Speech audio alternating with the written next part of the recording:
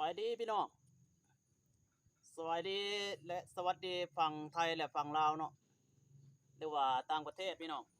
FC ทุกคนเด้อพี่น้องนี่มากินซอยจุ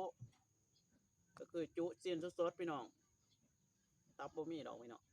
ว่าตับมันได้บ่หลาย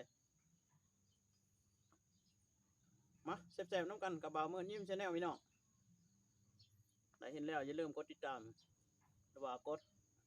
กระดิ่งกด Subscribe ให้มื้อยิ้ม Channel นี่เด้อพี่น้องมาแซ่บๆน้ำกัน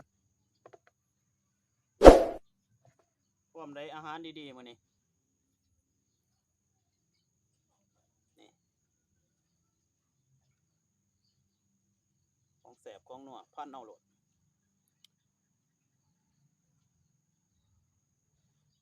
แจ่วเพียคมๆพี่น้อง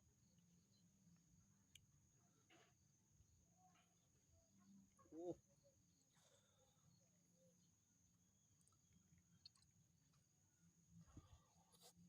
อือ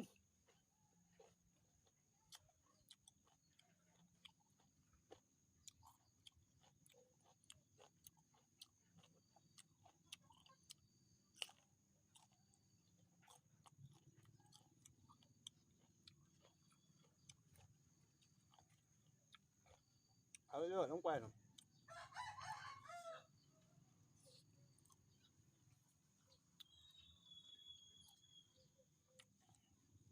อู้ตอนมันใหญ่พี่น้องอืออือหยอดปอกๆๆๆเด้อพี่น้องอือ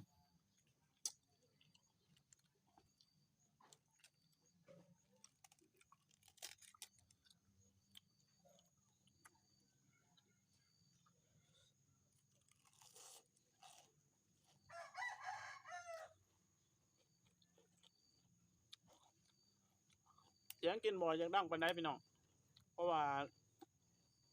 ไม้เฮาก็ฉุกเฉินแหน่ช่วงไม้เฮาเนาะพายพี่น้องถึกน้ำพี่น้องเลยบ่มีไม้ใส่โทรศัพท์สดพี่น้องถ่ายกันนะเสียงจะคอยแหน่อู้ได้2กีบพี่น้องใหญ่ดีโอ้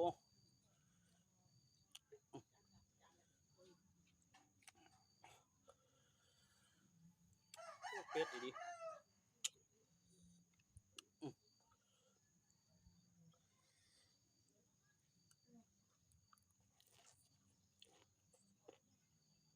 อือ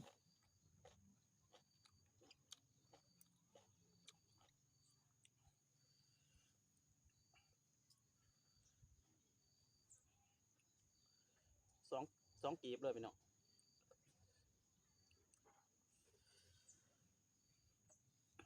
แจ่วก็ได้ใส่ใบตองเอา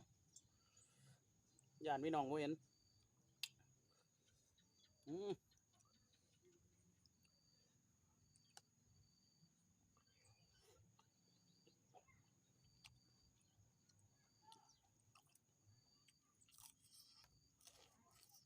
อือ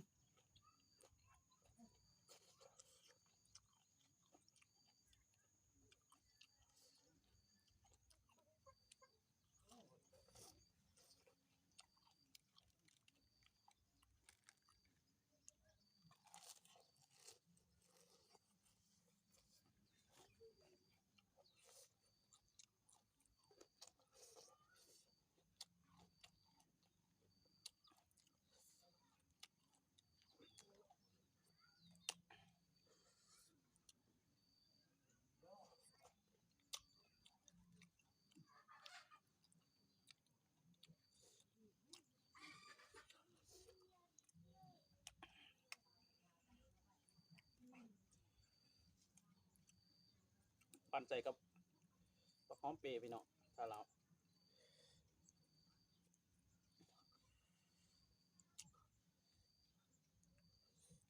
อือ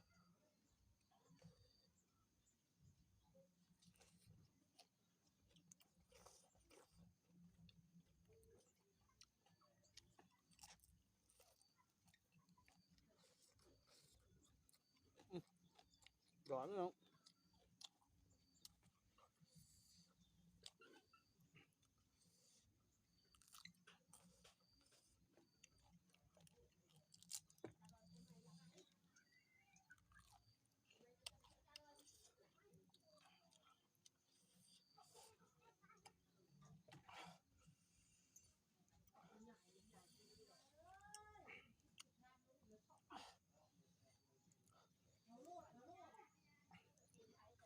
อู้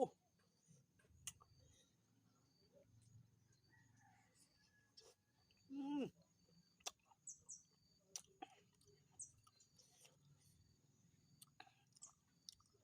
ผู้ใดบ่มักดิบก็ขอโทษขออภัยเลยนะพี่น้องครับบ่าวมือยิ้มชาแนลเนี่ยจัดจวดเลยพี่น้อง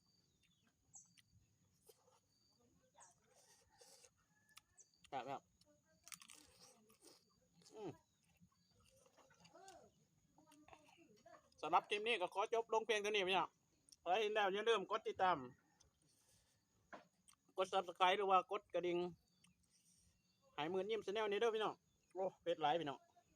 เอาขอขอบใจ